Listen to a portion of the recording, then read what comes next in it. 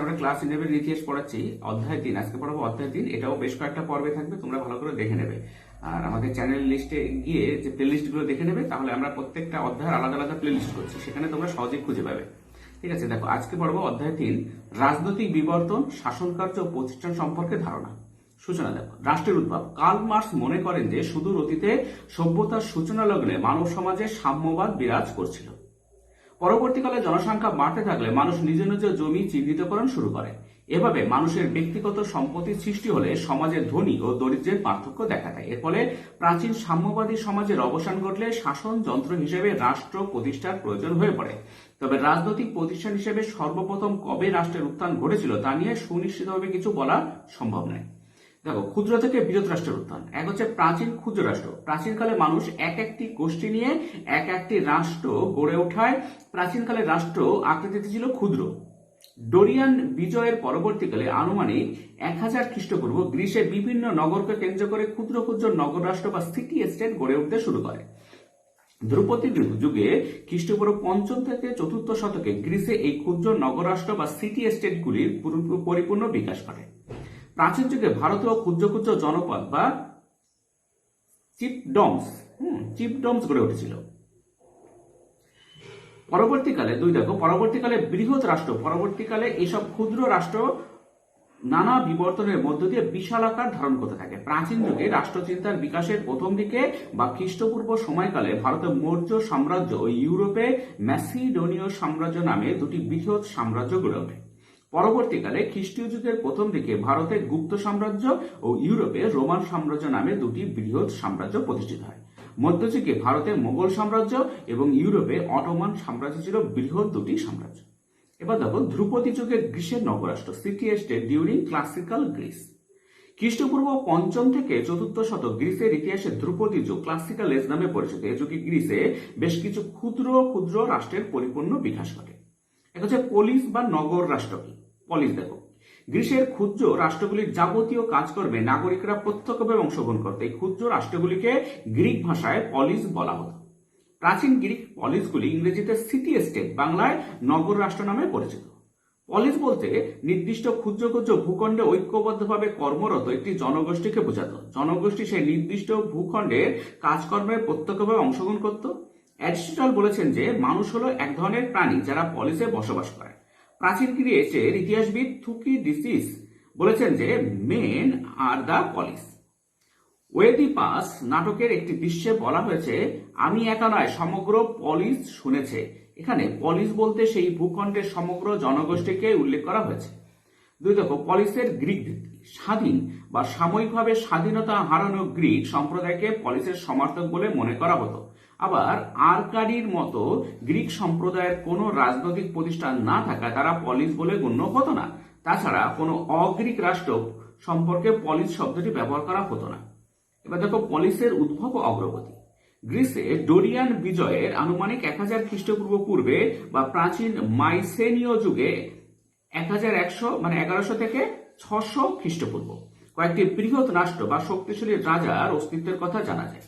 এই সময় গ্রিসের ক্রিট দ্বীপে ইভোমিনিয়ান্স এবং মাইসিনি নামক রাষ্ট্রের আগামেমনন নামে শক্তিশালী রাজা ছিলেন। উদ্ভব দেখো, ডোরিয়ান বিজয়ের পরবর্তীকালে গ্রিসে এই ধরনের বৃহৎ ও শক্তিশালী রাষ্ট্রের অস্তিত্ব লুপ্ত হতে থাকে। এই সময় আর পূর্বের আগামেমনন বা ইভোমিনিয়ান্স এর মতো বৃহৎ রাষ্ট্রের রাজার সন্ধান পাওয়া যায় না। ডোরিয়ান বিজয়ের 2 শতক পর থেকে গ্রিসে অন্তত 300 বছর ধরে ক্ষুদ্র ক্ষুদ্র রাষ্ট্র গঠনের প্রক্রিয়া চলতে থাকে। এক একটি ক্ষুদ্র অঞ্চলকে কেন্দ্র করে এক একটি স্বাধীন ও স্বশাসিত রাষ্ট্র গড়ে উঠতে থাকে। অগ্রগতি থাকে। এরপর থেকেই ইজিয়ান সাগরের বিভিন্ন দ্বীপ, পেলোপনেসাস ও মধ্য গ্রিসের বৃহদংশ, আয়োনিয়া, দক্ষিণ ইটালি, সিসিলি প্রভৃতি বিভিন্ন অঞ্চলে বহু ক্ষুদ্র স্বাধীন ও স্বশাসিত রাষ্ট্র গড়ে উঠতে থাকে। এভাবে খ্রিস্টপূর্ব 8ম থেকে 7ম শতকের মধ্যে পলিসগুলি তাদের প্রাথমিক রূপ লাভ করে। পলিসগুলির প্রাথমিক পর্যায়ে গ্রিসের প্রতিবেশী কোনো কোনো অঞ্চলে তখনও বৃহৎ রাষ্ট্রের অস্তিত্ব ছিল।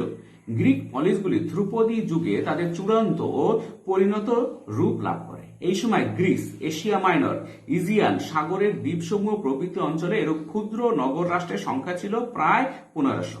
এর মধ্যে সর্বাধিক উল্লেখযোগ্য ছিল এথেন্স ও স্পার্টা।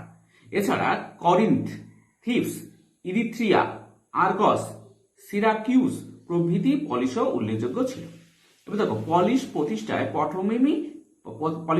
পটভূমি বা কারণ। তোমাদের প্রশ্ন আসে পলিশ প্রতিষ্ঠার কারণ কি আর কি। প্রাচীন গ্রিক পলিশ বা নগর রাষ্ট্রগুলি প্রতিষ্ঠার পটভূমি তৈরির ক্ষেত্রে বিভিন্ন উপাদান কার্যকরী ভূমিকা পালন করেছিল। যেমন এক, অক্টোপলিস। ডোরিয়ান বিজয় আনুমানিক 1000 খ্রিস্টপূর্ব পরবর্তীকালে গ্রিকরা বৈদেশিক আক্রমণ প্রতিহত করার তাগিদ অনুভব করেছিল। এই উদ্দেশ্যে গ্রিসে বিভিন্ন পাহাড়ের শিখরে অক্টোপলিস নামে শক্তিশালী কেন্দ্র প্রতিষ্ঠিত হতে থাকে। এইসব স্থান ক্রমে শাসকের বাসস্থান, জনগণের মিলন কেন্দ্র ও ধর্মস্থান হিসেবে গুরুত্বপূর্ণ হয়ে ওঠে এবং নগরে পরিণত হয়। এই নগরগুলিকে কেন্দ্র করে পরবর্তীকালে পলিস গঠনের প্রক্রিয়া শুরু হয়। 2 দেখো বাজার। পণ্য ক্রয় বিক্রয় এবং অর্থনৈতিক লেনদেনের প্রয়োজনে গ্রিসের বিভিন্ন স্থানে প্রতিষ্ঠিত অক্টোপলিসগুলির কাছে স্থানীয় বাজার গড়ে উঠতে থাকে। বাজারগুলি ক্রমে মানুষের মেলামেশা ও মনের ভাব বিনিময়ের অন্যতম কেন্দ্রে পরিণত হয়। তাছাড়া প্রাচীন গ্রিকদের সামাজিক মনোভাবের একটি অন্যতম বৈশিষ্ট্য ছিল যে তারা তাদের বাসস্থান থেকে হেঁটে কর্মস্থলে যেতে এবং স্থানীয় বাজার বা খোলা স্থানে গল্পগুজব করে অবসর সময় কাটাতে পছন্দ করত। মানুষের মেলামেশার কেন্দ্র হিসেবে এই বাজারগুলি ক্রমে বাজার নগরে পরিণত হয় এবং গ্রিকদের জীবনের প্রধান কেন্দ্র হয়ে ওঠে। 3 হচ্ছে বিচ্ছিন্ন ভৌগোলিক অবস্থান। প্রাচীন গ্রিসের বিচ্ছিন্ন ভৌগোলিক অবস্থান পলিশ প্রতিষ্ঠার অন্যতম কারণ বলে কেউ কেউ মনে করেন। তাদের মতে গ্রিসের ভূখণ্ড বিভিন্ন সাগর ও পাহাড় পর্বত দ্বারা বিচ্ছিন্ন ছিল, যোগাযোগ ব্যবস্থা ছিল অপ্রতুল। এই পরিস্থিতিতে বিভিন্ন বিচ্ছিন্ন ভূখণ্ডে একটি স্বাধীন ও স্বশাসিত পলিশ গড়ে ওঠে। 4 অর্থনৈতিক বিচ্ছিন্নতা। প্রাচীন গ্রিসের বিচ্ছিন্ন ভৌগোলিক অবস্থানের কারণে সেখানে পণ্য চলাচল যথেষ্ট ব্যাহত হয়, অর্থনৈতিক বিচ্ছিন্নতার সৃষ্টি হয়েছিল। ফলে প্রতিটি স্থানীয় অঞ্চলে হয়ে উঠেছিল অর্থনীতির কেন্দ্র। তাছাড়া গ্রিকদের প্রয়োজনীয় পণ্য সামগ্রী স্থানীয় অঞ্চলে উৎপাদিত হতো। কবি হোমার ও হেসিওডের বর্ণনায় গ্রিসের এই ক্ষুদ্র অঞ্চলে সীমাবদ্ধ গার্হস্থ্য অর্থনীতির উল্লেখ পাওয়া যায়। এরূপ পরিস্থিতিতে স্থানীয় শাসনাধীন অঞ্চল নিয়ে পলিশগুলি গড়ে ওঠে। 5 মানসিকতা। প্রাচীনকালে ক্ষুদ্র ক্ষুদ্র গ্রিক পলিসগুলি গড়ে ওঠার ক্ষেত্রে গ্রিকদের মনোভাব বা মানসিকতা বিশেষভাবে কাজ করেছিল বলে অনেকে মনে করেন। গ্রিকরা প্রতিবেশী পারস্যের মতো বিশালাকার রাষ্ট্রকে পছন্দ করত না। এরূপ রাষ্ট্রকে তারা বর্বরদের বাসযোগ্য বলে মনে করত। ক্ষুদ্রত্বকে গ্রিকরা রাষ্ট্রের অন্যতম গুণ বলে মনে করত। প্রাচীন গ্রিক দার্শনিকও এরূপ ক্ষুদ্র রাষ্ট্রের সপক্ষে তাদের সমর্থন জানিয়েছে। এরপরে দেখো পলিসের বৈশিষ্ট্য। প্রায় 2500 বছর আগে গড়ে ওঠা গ্রিক পলিস বা নগর রাষ্ট্রগুলি আধুনিক রাষ্ট্র থেকে বিভিন্ন দিক থেকে পৃথক ছিল। আধুনিক রাষ্ট্রের বিচারে প্রাচীন গ্রিক পলিসগুলির আয়তন বেশ ক্ষুদ্র এবং জনসংখ্যা খুব কম হতো। রাষ্ট্রের এই ক্ষুদ্রত্ব এবং স্বল্প জনসংখ্যায় পলিসগুলির অন্যতম গুণ বলে গ্রিকরা মনে করত। এই প্রেক্ষাপটে প্রাচীন গ্রিক পলিসগুলির নির্দিষ্ট কিছু বৈশিষ্ট্য লক্ষ্য করা যায়। এক হচ্ছে ক্ষুদ্র আয়তন। গ্রিক পলিস বা নগর রাষ্ট্রগুলি আকারে এবং আয়তনে আধুনিক রাষ্ট্রের তুলনায় খুবই ক্ষুদ্র হতো। 1 ক্ষুদ্র আয়তনকে সমর্থন। প্রাচীন গ্রিক দার্শনিক অ্যারিস্টটল দ্য পলিটিক্স গ্রন্থে এবং দার্শনিক প্লেটো দ্য রিপাবলিক গ্রন্থে পলিসগুলির ক্ষুদ্র আয়তনকে সমর্থন করেছেন। অ্যারিস্টটল বলেছেন যে প্রতিটি পলিসের আয়তন এমন ক্ষুদ্র হওয়া উচিত যাতে পলিসের প্রতিটি নাগরিকের মধ্যে প্রত্যক্ষ পরিচয় থাকে। অবশ্য অ্যারিস্টটল অত্যন্ত ক্ষুদ্র পলিসকে সমর্থন করেননি। 2 শাসন কার্যে অংশগ্রহণ। বস্তুত গ্রিক পলিসগুলির আয়তন এমন ক্ষুদ্র হতো যে পলিসের প্রতিটি নাগরিক রাষ্ট্রের শাসন কার্যে প্রত্যক্ষভাবে অংশগ্রহণ করতে পারত। 3 দেখো বিভিন্ন পলিসের আয়তন। গ্রিসের কিওস নামে ক্ষুদ্র দ্বীপটি 4টি পলিসে বিভক্ত ছিল। করিন্থ নামে একটি পলিসের আয়তন ছিল মাত্র 330 বর্গ মাইল। পারস্য ও বিভিন্ন গ্রিক পলিসগুলির মধ্যে যে প্লাটিয়ার যুদ্ধ সংঘটিত হয়েছিল সেই যুদ্ধে মাইসিনি নামে একটি পলিস মাত্র 80 জন সৈন্য পাঠিয়েছিল। এই বিষয়টি থেকে গ্রিসের পলিসগুলির আয়তনের ক্ষুদ্রতার বিষয়টি সহজে অনুমান করা যায়। আয়তনের ক্ষুদ্রত্বের জন্য আর জে হোফার গ্রিক পলিসগুলিকে অস্বাভাবিক রাষ্ট্র বা অ্যাবনর্মাল স্টেটস বলে এবং ভিক্টর এরনবার্গ ন্যারোনেস অফ স্পেস বা ক্ষুদ্র ভূখণ্ড বলে অভিহিত করেছেন। অথচ প্রাচীন দার্শনিক অ্যারিস্টটল একে এ পারফেক্ট কমিউনিটি বলে অভিহিত করেছেন। দুই দেখো স্বল্প জনসংখ্যা। পলিসের আয়তন খুবই ছোট হয়, স্বাভাবিকভাবে প্রতিটি পলিসে জনসংখ্যা খুবই কম হতো। এথেন্স বা সিরাকিউজের মতো কিছু বড় ও গুরুত্বপূর্ণ পলিসে জনসংখ্যা কিছুটা বেশি থাকলেও অধিকাংশ পলিসের জনসংখ্যা ছিল 5,000 বা তার চেয়েও কম। স্বল্প জনসংখ্যাকে সমর্থন। দার্শনিক অ্যারিস্টটল খুব বেশি জনসংখ্যা নিয়ে পলিসের গঠনকে সমর্থন করেননি, আবার মাত্র কয়েকজন নাগরিক নিয়ে পলিস গঠনেরও তিনি বিরোধিতা করেছেন। তিনি তার পলিটিক্স গ্রন্থে বলেছেন যে 10 জন নাগরিক নিয়ে গঠিত পলিস যেমন স্বয়ংসম্পূর্ণ হতে পারবে না, তেমনি 1 লক্ষ নাগরিক নিয়ে গঠিত পলিসও সুদক্ষ শাসন পরিচালনা করতে পারবে না। দার্শনিক প্লেটো বলেছেন যে একটি আদর্শ পলিসের জনসংখ্যা হওয়া উচিত 5,000। অবশ্য একটি পলিসে 5,000-এর কম জনসংখ্যাকে প্লেটো সমর্থন করেননি। আবার সমকালীন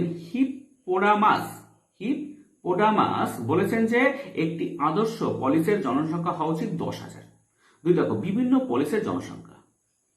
পেলোপনেসীয় যুদ্ধের শুরুতে 431 খ্রিস্টপূর্বাব্দ গ্রিসের মাত্র কয়েকটি পলিসের জনসংখ্যা ছিল 20,000-এর অতিক্রম করেছিল। আটিকা নামের পলিসটির জনসংখ্যা প্রায় 3,50,000 ছিল বলে ইতিহাসবিদ কিট্রো জানিয়েছেন। আবার ফিনলে বলেছেন যে এই সময় এথেন্সে প্রায় 2,50,000 থেকে 2,75,000, করিন্থে 90,000, থিবস, আর্গস, করকায়রা এবং আক্রাগাসে 40,000 থেকে 60,000 জনসংখ্যা ছিল। স্পার্টার আয়তন অন্য পলিসগুলির তুলনায় কিছুটা বড় হলেও এখানকার জনসংখ্যা যথারীতি কম ছিল। 3 শাসন কাঠামো।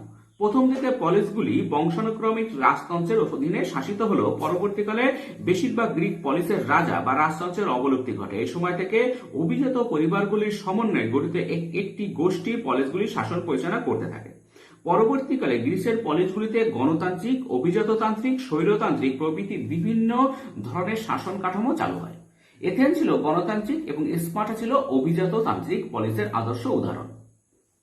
অবশ্য স্পার্টার মতো দু একটি পলিসের রাষ্ট্রীয় প্রকৃতি ছিল ব্যতিক্রমী ধরনের। স্পার্টা একদিকে যেমন বংশানুক্রমে রাজতন্ত্রের অস্তিত্ব ছিল, অন্যদিকে তিনি এই রাজতন্ত্রের অধীনে অভিজাততন্ত্রের শাসন ব্যবস্থা চালু ছিল। রাজা সেখানে প্রত্যক্ষভাবে শাসন পরিচালনা করতেন না, রাজা সেনাপতি ও পুরোহিত হিসেবে কাজ করতেন। গ্রিসের পলিসগুলির শাসন কাঠামো বা রাজনৈতিক সংগঠনের প্রধান 3টি অংশ ছিল। এক হচ্ছে সমিতি, 2 পরিষদ এবং 3 ম্যাজিস্ট্রেট। এগুলি ছাড়াও এথেন্সে হেলাইয়া বা জুরি আদালতের অস্তিত্ব ছিল, যা অন্য পলিসে ছিল না। এক হচ্ছে সমিতি। দেখো সমিতি এথেন্সে একলেজিয়া নামে এবং স্পার্টায় অ্যাপেলা নামে পরিচিত ছিল। পলিসগুলিতে পরবর্তীকালে সমিতির ক্ষমতা বৃদ্ধি পায়। গণতান্ত্রিক পলিসে প্রাপ্তবয়স্ক সকল নাগরিক এবং অভিজাততান্ত্রিক পলিসে নির্দিষ্ট পরিমাণ সম্পত্তির মালিকরা সমিতিতে ভোটদানের অধিকারী ছিল। 2 পরিষদ। প্রথম দিকে পরিষদ এথেন্সে অ্যারিও পাগাসের কাউন্সিল এবং স্পার্টায় গেরুসিয়া নামে পরিচিত ছিল। সাধারণভাবে অভিজাততন্ত্রের সমিতির তুলনায় পরিষদের গুরুত্ব বেশি থাকলেও স্পার্টা ছিল এর ব্যতিক্রম। 3 ম্যাজিস্ট্রেট। ম্যাজিস্ট্রেটরা এথেন্সে আরকন এবং স্পার্টায় ইফর নামে পরিচিত ছিল। ম্যাজিস্ট্রেটরা এথেন্সের রাজার বিকল্প হিসেবে কাজ করতেন, তবে স্পার্টায় ম্যাজিস্ট্রেটরা রাজার পাশাপাশি কাজ করতেন। সমিতি, পরিষদ ও ম্যাজিস্ট্রেটদের কাজ। পলিসগুলির সাংবিধানিক নীতিতে ক্ষমতা বিভাজন নীতির কোনো অস্তিত্ব ছিল না। সমিতি ও পরিষদ একাধারে আইন প্রণয়ন, পলিসের নীতি নির্ধারণ এবং কখনো কখনো বিচার বিভাগের কাজ সম্পাদন করত। ম্যাজিস্ট্রেটদের প্রধান দায়িত্ব ছিল বিচারক হিসেবে কাজ করা, তবে তারা বিচার কার্যের পাশাপাশি আইন প্রণয়নের কাজও করতেন এবং রাষ্ট্র পরিচালনার প্রাথমিক দায়িত্ব পালন করতেন। 4 দেখো নাগরিক ও অনাগরিক। প্রতিটি গ্রিক পলিসে বসবাসকারী জনগণ প্রধানত 2টি ভাগে বিভক্ত ছিল। এক হচ্ছে নাগরিক, 2 হচ্ছে অনাগরিক। অনাগরিকরা 3 ভাগে বিভক্ত: বিদেশি, কৃতদাস ও মহিলা। নাগরিক দেখো অত্যন্ত ক্ষুদ্র ও কৃষিজীবী পলিসগুলিতে নাগরিকরা মোটামুটি সংখ্যাগরিষ্ঠ থাকলেও অন্যান্য পলিসগুলিতে তারা ছিল সংখ্যালঘু। স্পার্টার মতো পলিসে নাগরিকের সংখ্যা ছিল খুবই কম।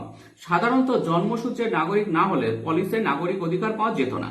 নাগরিকরা দেশের বিভিন্ন নাগরিক অধিকার ও প্রত্যক্ষ সুযোগ সুবিধা ভোগ করত। গণতান্ত্রিক পলিসগুলিতে সকল নাগরিক মোটামুটি সমান সুযোগ সুবিধা ভোগ করত, তবে কোনো কোনো পলিসে ধনী ও দরিদ্র নাগরিকদের মধ্যে অধিকার ভোগের তারতম্য ছিল। যেমন অভিজাততান্ত্রিক স্পার্টায় একমাত্র ধনীরাই অশ্বারোহী ও ভারী অস্ত্রসজ্জিত পদাতিক বাহিনীতে যোগ দিতে পারত। 2 দেখো বিদেশি। বিদেশিরা বিভিন্ন পলিসে বসবাসের অধিকার এবং সামাজিক স্বীকৃতি পেয়েছিল। এথেন্সে বিদেশিরা মেটিক নামে পরিচিত ছিল। এথেন্সের শাসক পেরিক্লিস বলেছিলেন যে আমরা বিদেশিদের কোনো শিক্ষা বা দৃশ্য থেকে দূরে সরিয়ে রাখি না, তবে বিদেশিদের কোনো নাগরিক অধিকার ছিল না। 3 হচ্ছে কৃতদাস। ধনীরা নিজেদের কৃষিক্ষেত্র ও অন্যান্য কাজে কৃতদাসদের নিয়োগ করতে, ভাড়া কাটাতে, বিক্রি করতে, এমনকি হত্যাও করতে পারত। কৃতদাসরা এথেন্সে থিটিস নামে এবং স্পার্টায় হেল্ট নামে পরিচিত ছিল। 4 মহিলারা নাগরিক হিসেবে গণ্য হতো না বলে তারা সব ধরনের অধিকার থেকে বঞ্চিত ছিল। 5 জনগণের প্রত্যক্ষ শাসন। পলিসগুলির শাসন পরিচালনায় নাগরিকরা প্রত্যক্ষভাবে অংশগ্রহণ করতে পারত। ক্ষুদ্র পলিসগুলির নাগরিকরা প্রত্যেককে চিনত এবং সক্রিয়ভাবে অংশগ্রহণ করে কোনো শাসন বিষয়ক সিদ্ধান্ত গ্রহণ করত। শাসন কার্যের নীতি নির্ধারণের উদ্দেশ্যে পলিসের সকল নাগরিক কোনো একটি নির্দিষ্ট স্থানে উপস্থিত হতো। প্রসঙ্গত বলা দরকার যে সংখ্যালঘু নাগরিকরা শাসন পরিচালনার ক্ষমতা ভোগ করলেও দেশের সংখ্যাগরিষ্ঠ অনাগরিকরা এই ক্ষমতা ভোগ করতে পারত না। মহিলা, কৃতদাস, বিদেশি প্রভৃতি অনাগরিকরা শাসন ক্ষমতার বাইরে অবস্থান করত। 6 গঠন বিন্যাস। শাসন কেন্দ্র। অধিকাংশ পলিসের কেন্দ্রস্থলে একটি উঁচু স্থানে বা পাহাড়ি অঞ্চলে পলিসের শাসন কেন্দ্রটি প্রতিষ্ঠিত হতো। পাহাড়ের শিখরে প্রতিষ্ঠিত শাসন কেন্দ্রটিকে বলা হতো অ্যাক্রোপলিস। তোমাদের প্রশ্ন আসে অ্যাক্রোপলিস কি? পাহাড়ের শিখরে প্রতিষ্ঠিত শাসন কেন্দ্রটিকে বলা হতো অ্যাক্রোপলিস। অ্যাক্রোপলিস দুর্গ দ্বারা সুরক্ষিত থাকত। 2 মন্দির।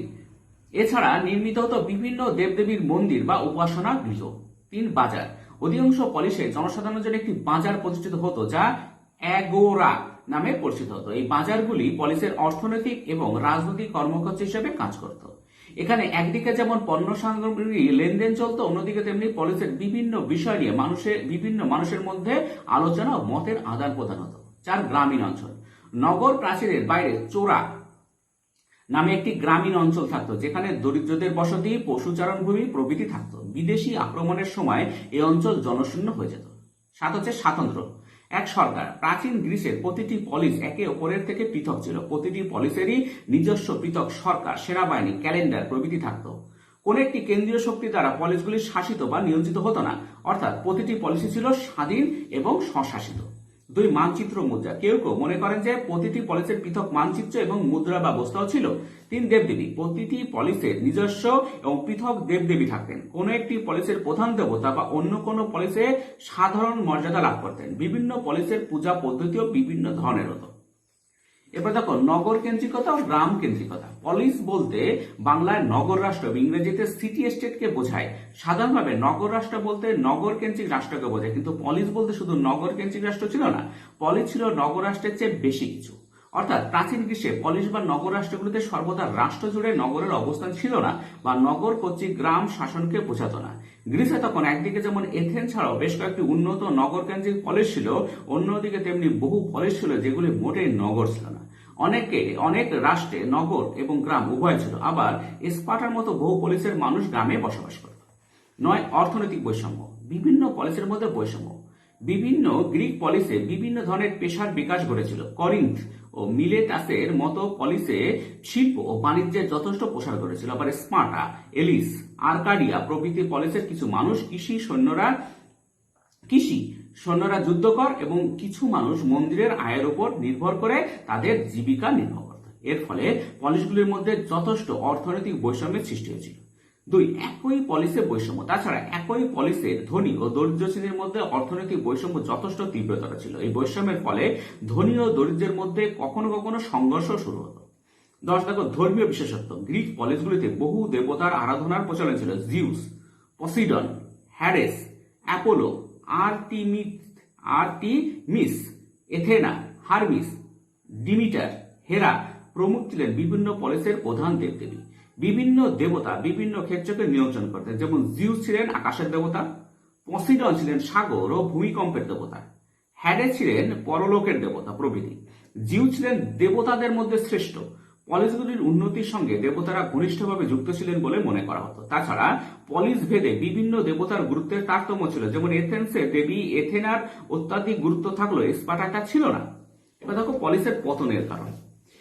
গ্রিসের ক্ষুদ্র ক্ষুদ্র পলিস বা নগর রাষ্ট্রগুলি দীর্ঘদিন টিকে ছিল। গ্রিক পলিসগুলির এই দীর্ঘস্থায়িত্বের প্রধান কারণ ছিল বহিরাগত অনাক্রমণ।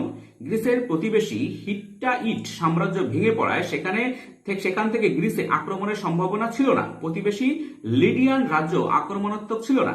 খ্রিস্টপূর্ব 5ম শতকের পূর্বে পারস্য বা ম্যাসিডনের শক্তি বৃদ্ধিও বিশেষ হয়নি। তখন মিশরে ছিল দুর্বল এবং পতনোন্মুখ। রোমান সাম্রাজ্যের উত্থান তখনও হয়নি। ফলে খ্রিস্টপূর্ব 5ম শতকের পূর্বে গ্রিক পলিসের ওপর বিশেষ কোনো বৈদেশিক আঘাত আসেনি। এই সুযোগে গ্রিক পলিসগুলি নিরাপদে তাদের অস্তিত্ব টিকিয়ে রেখেছিল। খ্রিস্টপূর্ব 5ম শতকেও পারস্যের আক্রমণের বিরুদ্ধে গ্রিক পলিসগুলি ঐক্যবদ্ধভাবে লড়াই করে নিজেদের অস্তিত্ব টিকিয়ে রেখেছিল। পরবর্তীকালে খ্রিস্টপূর্ব 4র্থ শতকে ম্যাসিডনের আক্রমণ প্রতিরোধে পলিসগুলি ব্যর্থ হয়। ফলে পলিসগুলির একে একে পতন ঘটে এবং সেখানে ম্যাসিডনের আধিপত্য প্রতিষ্ঠিত হয়। এই সময় পলিসগুলির পতনের বিভিন্ন কারণ ছিল। এক হচ্ছে সুযোগ্য সেনাপতির অভাব। খ্রিস্টপূর্ব 4র্থ শতক থেকে গ্রিসের কলেজগুলির অর্থনৈতিক শক্তি হ্রাস পেতে শুরু করেছিল। এজন্য সেখানকার সেনাপতিরা একই সঙ্গে একাধিক শক্তির সেবা করে তাদের অর্থনৈতিক চাহিদা মেটাতে বাধ্য হতো। এর ফলে যুদ্ধজয় অপেক্ষা সেনাপতিদের কাছে নিজেদের অর্থনৈতিক নিরাপত্তার বিষয়টি বেশি গুরুত্বপূর্ণ হয়ে ওঠে। নির্দিষ্ট পলিসির প্রতি অনুগত সুযোগ্য সেনাপতির অভাব দেখা দেয় এবং সামরিক ক্ষেত্রে দুর্বলতা প্রকট হয়। বৈদেশিক আক্রমণের সময় এই দুর্বলতা আরও প্রকট হয়ে ওঠে। 2. সামরিক ত্রুটি। গ্রিক পলিসের স্থল সেনারা ঢাল তরোয়াল নিয়ে যুদ্ধ দক্ষতা দেখালেও বিপদ সংকুল ও পার্বত্য অঞ্চলের যুদ্ধে বিশেষ দক্ষতা দেখাতে পারেনি। তাছাড়া গ্রিক সৈন্যরা অধিকাংশ ছিল কৃষক এবং অপেশাদার। কৃষিকাজ ও ফসল রক্ষার স্বার্থে তারা দীর্ঘস্থায়ী যুদ্ধে জড়িয়ে পড়তে চাইত না। কৃষিকাজ করার উদ্দেশ্যে তারা যুদ্ধের দ্রুত নিষ্পত্তি চাইত। ফলে দীর্ঘস্থায়ী যুদ্ধে পলিসের সেনারা ব্যর্থ হয়েছিল। 3. নৌশক্তির অভাব। নদী নালা ও সমুদ্রের জলভাগের দ্বারা বিচ্ছিন্ন গ্রিসকে বিদেশিদের আক্রমণ থেকে রক্ষার জন্য নৌশক্তির অত্যন্ত প্রয়োজন ছিল। কিন্তু গ্রিসের অর্থনৈতিক দুর্বলতার সঙ্গে পলিসগুলির নৌশক্তিও ক্রমে দুর্বল হয়ে পড়ে। উপরন্তু এথেন্স তার শ্রেষ্ঠত্ব বজায় রাখতে গিয়ে অন্যান্য পলিসগুলির নৌশক্তি ধ্বংস করেছিল। পরবর্তীকালে বহু ধনী পরিবার এথেন্সের নৌবহরের আর্থিক ব্যয় বহন করতে অস্বীকার করে। ফলে প্রয়োজনের সময় পলিসগুলির সমবেত শক্তিশালী নৌশক্তি সংগ্রহ করা সম্ভব হয়নি। 4. নাগরিক অধিকার লোভ। এক গণতান্ত্রিক অধিকার লোভ। ইতিহাসবিদ সাদ পুরোয়া জানিয়েছেন যে চূড়ান্ত বিকাশের পরবর্তীকালে গ্রিক পলিসগুলিতে সাধারণ মানুষের গণতান্ত্রিক অধিকার লুপ্ত হতে থাকে। এর স্থলে ধনিক শ্রেণীর নিয়ন্ত্রণে প্রাদেশিক শাসন ব্যবস্থা চালু করা হয়। মুষ্টিমেয় কয়েকজন ধনী নাগরিকের হাতে পলিসগুলির যাবতীয় রাজনৈতিক ক্ষমতা চলে যায়। 2. গণপরিষদের ক্ষমতা হ্রাস। সাধারণ মানুষকে নিয়ে গঠিত গণপরিষদের ক্ষমতা হ্রাস করার উদ্দেশ্যে রাজ কর্মচারী, ম্যাজিস্ট্রেট ও পরিষদের ক্ষমতা বৃদ্ধি করা হয়। গরিব নাগরিকদের সুকৌশলে বিভিন্ন পদ থেকে সরিয়ে দেওয়া হয়। 3. গণ আন্দোলনের বিলোপ। পূর্বে জনপ্রিয় আদালতের মাধ্যমেই সাধারণ মানুষ সুবিচার লাভ করত, কিন্তু পরবর্তীকালে এই আদালতগুলির বিলোপ ঘটানো হয়। এইভাবে পলিসগুলির সাধারণ নাগরিকদের অধিকার ধ্বংস হলে পলিসের প্রাণ শক্তি বিনষ্ট হয়। ফলে পলিসগুলি দুর্বল হয়ে দ্রুত পতনের দিকে এগিয়ে যেতে থাকে। 5. কৃতদাস প্রথা ও প্রযুক্তি বিমুখতা।